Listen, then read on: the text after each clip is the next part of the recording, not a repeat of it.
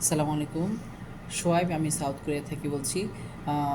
প্রায় কয়েক বছর ধরে আমি স্টুডেন্ট ভিসা নিয়ে কাজ করছি এবং দেখতেছি বিভিন্ন ধরনের এক্সপিরিয়েন্স গেইন হচ্ছে। তো অনেকে আমাদের কাছে কোশ্চেন করেন যে আমি যদি পছন্দের সাবজেক্ট না পাই, সেক্ষেত্রে সাউথ কোরিয়াতে আসার পরে আমি কি সাবজেক্টটা কি চেঞ্জ করতে পারবো? তো সেই ক্ষেত্রে কী ধরনের আমাদের হেল্প করা যেতে পারে, এই ধরনের একটা ব্যাপার নিয়ে অনেক কোশ্চেন আসে। তো আসলে ব্যাপার হচ্ছে কি, সাউথ কোরিয়াতে যদি আপনি আসতে চান, যদি আপনি আপনার পছন্দের সাবজেক্ট নিয়ে আপনি আসতে পারেন, সবচেয়ে বেটার। তো আপনার আইএলটিএস স্কোর চেষ্টা করবেন, অ্যাকচুয়ালি 5.5 বললেও আপনি চেষ্টা করবেন 6 বা 6.5-এর বা এর থেকে বেশি রাখার জন্য, এবং ব্যাংক ব্যালেন্স যেন 25 লাখ টাকা 6 মান্থস ম্যাচুরিটি থাকে, এইভাবে ব্যাপার, এই দুটো ব্যাপার যেন ম্যান্ডেটরি থাকে। এবং সেই সাথে আপনার সায়েন্স ব্যাকগ্রাউন্ডেড এবং হচ্ছে আপনার এসএসসি এইচএসসি রেজাল্ট যেন অনেক ভালো থাকে। অ্যাকচুয়ালি অনেক ভালো বলতে আমি যেটা পরামর্শ দিব, আপনার যদি জিপিএ 5 থেকে সবচেয়ে বেটার, যদি না হয়ে থাকে 4.5 বা 4.8 সবচেয়ে, তাও আপনি করতে পারেন, আপনি অ্যাপ্লাই করতে পারবেন। ওকে, এই হলো প্রথম একটা ব্যাপার। আর দ্বিতীয় যে ব্যাপারটা, সেটা হচ্ছে যদি আপনি কোনো কারণে সাবজেক্ট না পান, সেক্ষেত্রে যদি আপনি সাউথ কোরিয়াতে আসতে চান, আপনি যদি বিজনেস রিলেটেড কোনো সাবজেক্ট যদি আপনি পান, আমাদের ক্ষেত্রে পরামর্শ হচ্ছে আপনি যে কোনো সাবজেক্ট পেলে, আপনার পছন্দের সাবজেক্ট না পেলে, ওই যে সাবজেক্ট আপনি পাচ্ছেন সেটাকে আপনি প্রথমে চলে আসুন। এটাই হচ্ছে সবচেয়ে ইম্পর্ট্যান্ট এখানের ব্যাপারটা।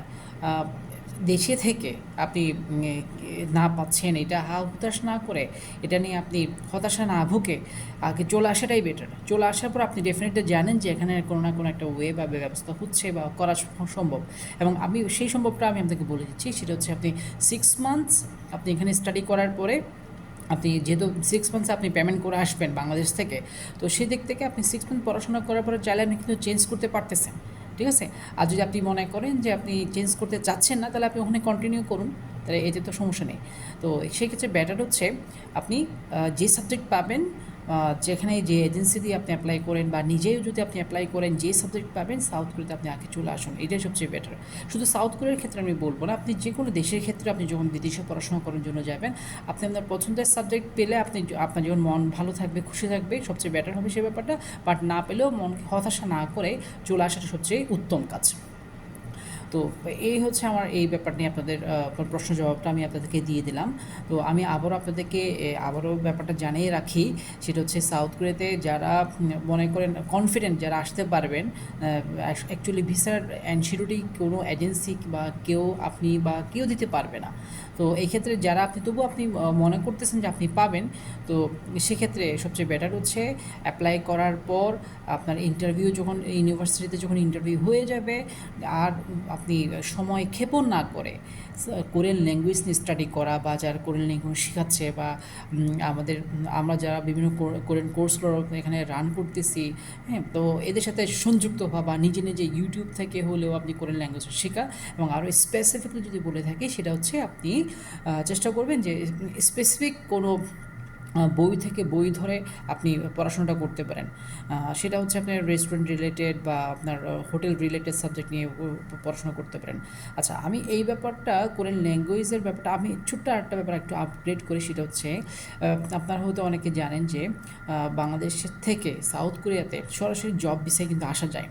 জব বিষয়ে কিন্তু আসা যায়, সেটা হচ্ছে বুয়েসেলের মাধ্যমে আসে, সরকারিভাবে তারা আসে, এবং তারা আপনার একটা বই পড়ে, সেটা হচ্ছে ইপিএস টপিক বই বলা হয়। আপনার চাইলে এই বইটি, স্টুডেন্ট যারা আছেন তাদেরকে বলতেছি, তারা কিন্তু চাইলে এই বইটা কিন্তু আপনারা স্টাডি করতে পারেন। এই বইটা যারা ভালো পড়ে আসবে, তারা সাউথ কোরিয়াতে এসে কেআইপি লেভেল 2-3 ইজিলি তারা কিন্তু গেইন করতে পারে, যেহেতু ওখানে অনেক রিচ গ্রামার কিন্তু আছে। ওকে, এবং কনভারসেশনগুলো আছে। চেষ্টা করবেন মানে আপনার স্পিকিংটা যেন অনেক বেশি প্র্যাকটিসটা করেন, এবং ভাষাটা বুঝে যেন আপনি ওভাবে রেসপন্স করতে পারেন। তো এই হলো আমার শেষ কথা। তো সবাইকে ধন্যবাদ, আবারও দেখা হবে, আবার কথা হবে ইনশাআল্লাহ। আর কারো মনে যদি কোনো প্রশ্ন থেকে থাকে আমাদেরকে জানিয়ে দিবেন, আমরা চেষ্টা করব আপনাদের প্রশ্নগুলো দ্রুত আনসারগুলো দেওয়ার জন্য। ও শেষ আরেকটা কথা বলে যাই, ডেডলাইন প্রায় অনেক ইউনিভার্সিটির শেষ, আর কিছু মাত্র ইউনিভার্সিটির ডেডলাইন রয়েছে। তো চেষ্টা করুন যে দ্রুত ডকুমেন্টসগুলো রেডি করে আপনারা অ্যাপ্লাই যেন করে ফেলেন আর কি, ইনশাল্লাহ। তো আর আমি তো আছি, কোনো রকমের হেল্প প্রয়োজন যদি হয়ে থাকে আমাদেরকে জানাবেন, আমরা করবো ইনশাল্লাহ। আসসালামু আলাইকুম রহমতুল্লাহ।